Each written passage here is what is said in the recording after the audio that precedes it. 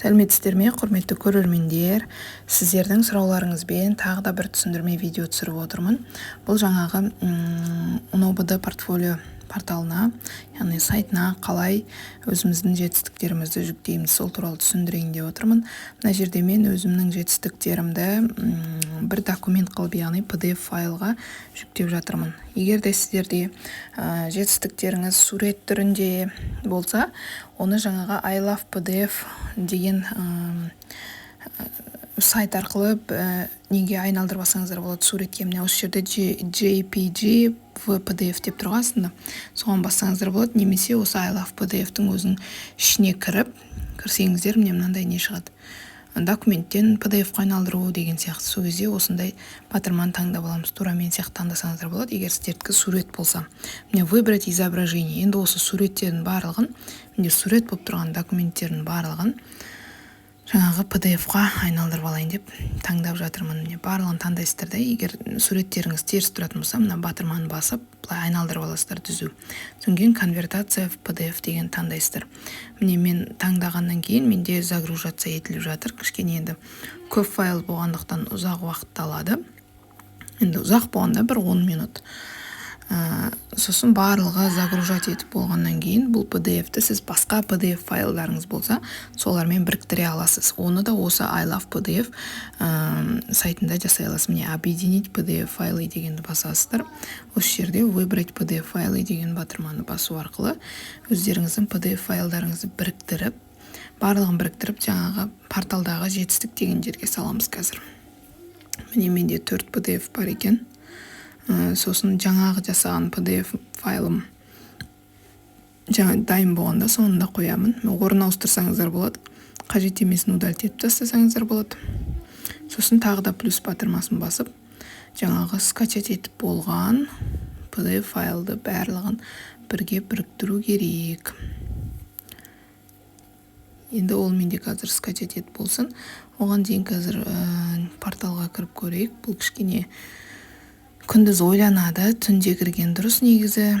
Таңға жуық, түнде жаңа көп адам кірмейтін уақытта, себебі қазір Қазақстан бойынша барлық мұғалімдер тіркеліп жатқандықтан сіздердікі осылай ашылмай тұрулары мүмкін. Сол үшін уайымдамаңыздар.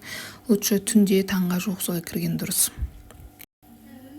Міне мына жерде жаңағы мен өзімнің сурет түріндегі документтерім жүктеп қойған болатын. Оларды қазір жою батырмасын басу арқылы удалить етіп тастау керек, себебі бір ғана документ болып қалды. Енді бұл жерде мен сертификаттан өту туралы куәлігімді жүктеп қойғам. Ол маған уже қажет емес, себебі данныйлар уже шығып тұр. Мен категориям туралы. Енді мұнан барлығын оқысаңыздар, ғылыми академиялық дәрежесі, яғни сіздерге енді білмеймін, біреуде мүмкін сондай дәрежелер бар, иә. Жұмысқа алғаш кірген мұғалімдер үшін осы жердің барлығына документтеріңізді жүктей берсеңіздер болады, егер сіздерге қажет болған жағдайда. Егер ол да жоғарғы жақта мәліметтер несінде бар болатын болса, оны ешқайсысын жүктемейсіздер. Мысалы, біліктілік санаты барлығы жазылып тұрса, оны жүктемейсіздер. Не кәсіби жетістіктер көрсеткіштерін жою батырмасын басу арқылы жойдым. Енді қайтадан бағанағы біріктірген бүкіл жетістіктерін біріктіріп бір PDF жасадым ғой. Сол PDF файлды қазір қайтадан жүктейміз. Шолу батырмасын басамыз. Қай жерге мен сақтадым бағана? Осы ғой деймін.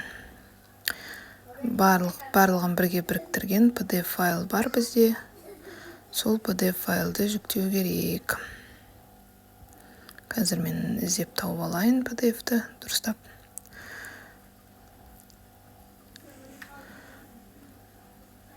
Барлығы бірге болу керек. Тағы бір рет өздеріңіз ашып тексеріп алыңыздар файлдарыңыз. Бір нәрсе жетіспей тұрса, мүмкін қосасыздар артынан, е. Оны да жаңа I love PDF файл арқылы, сайт арқылы қоссаңыздар болады. Енді мына жерде кішкене көлемі үлкен документ жүктелгендіктен тағы да сайт кішкене ойланады. Төбесінде ана көк жолақтар жүріп жатыр ғой, көрдіңіздер ме? Сол жаңағы загрузка болып тұр деген сөз.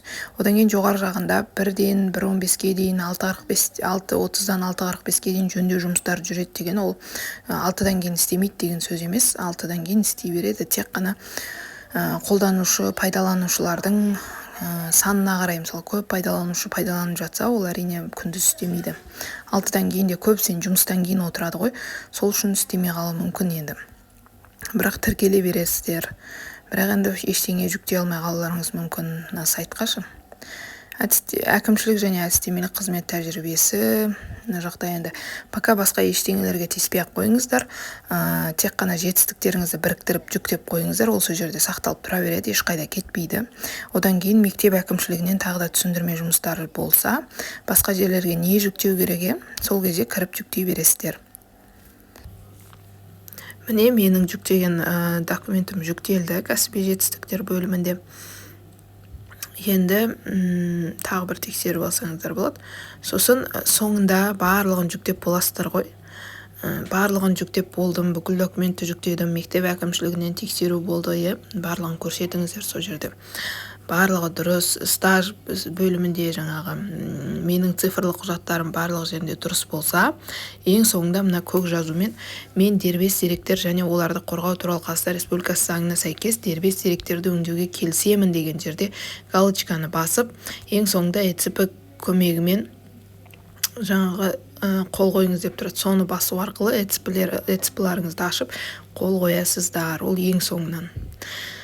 Енді қазір мен сіздерге көрсетейін деп отырғаным, жаңа кейбіреулері жаңа көмек орталығын таппай жатыр екен. Міне көмек орталығы жоғары жағында тұр. Көмек орталығында жаңа жиі қойылатын сұрақтар, енді нұсқаулар деп тұр, бірақ әзірге бұл бөлімшелері жасалмаған сияқты. Нұсқауларға мен кіріп көрсем ештеңе жоқ. Сосын нұсқауларға кірсем ештеңе жоқ. Ал сұрақтар бөліміне кірсем, тоже сұрақтар бөлімінде ештеңе табылмады. Енді бұл сайт енді ғана жасалғандықтан мүмкін ешқандай да сұрақтар әлі шықпады. Сосын авторизация, каждый бөлім барлығын ашып көрдім, бірақ мен ештеңе табылмадым. Сосын барып өзімнің сұрағымды қойып көрдім мына жерге. Так, қандай сұрақ қойдым? Менде мысалға еңбек өтілі деген жердегі жазбам дұрыс емес, еңбек өтілімнің жылы дұрыс жазылмаған. Сол үшін мен өзіме еңбек өтілім қалай өзгертуге болады деп сұрақ қойып көрдім. Бірақ та ешқандай да сұрақ, ешқандай да жауап шыққан жоқ. Себебі бұл енді жаңа сайт болғандықтан мүмкін ондай мүмкіндіктерін әлі қоспады. Ал мына білім қоры деген бөлімшесінде мынандай заңнамалардың күші жойылды, өзгерту енгізілді деген сияқты, толықтырулар енгізілді деген сияқты нелер бар екен. Негізі заңмен байланысты барлық жазбалары бар екен.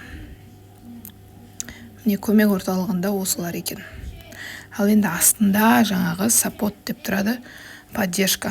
Ол да көмек орталығы, сол жерге хабарлассаңыздар, немесе сол почтаға жазып, өздеріңіздің сұрақтарыңызды, дұрыс болмай тұрған заттарыңызды сол жерге жазсаңыздар болады.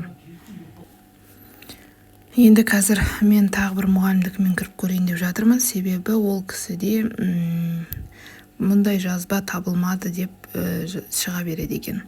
Қазір ин номерін жазып көреміз, одан кейін сондай уведомление, яғни сондай жазба шыға ма, шықпай ма, қазір көреміз.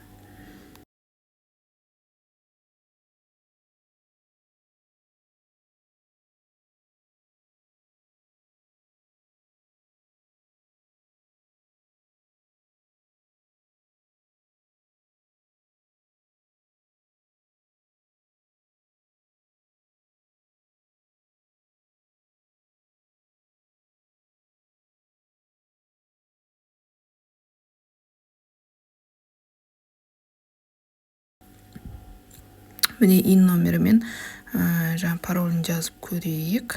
Қазір не деп шығады екен? Кірмей жатыр деп тұр. Міне ЖСН қате енгізілген.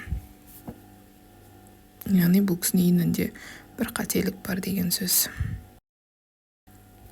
Инмен кіре алмадық, енді ЭЦП көмегімен кіру дегенді басамыз.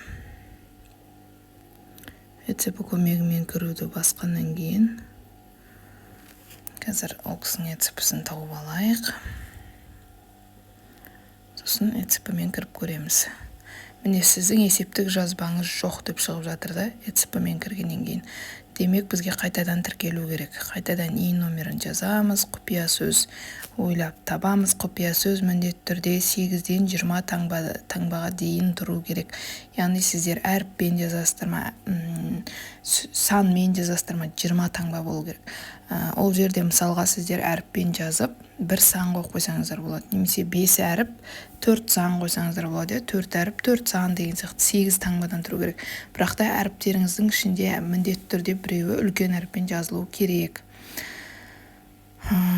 Мысалға, айдана үлкен әріппен 1995 деген сияқты. Сондай не болу керекті. Сонда 8 таңбадан көп болу керек.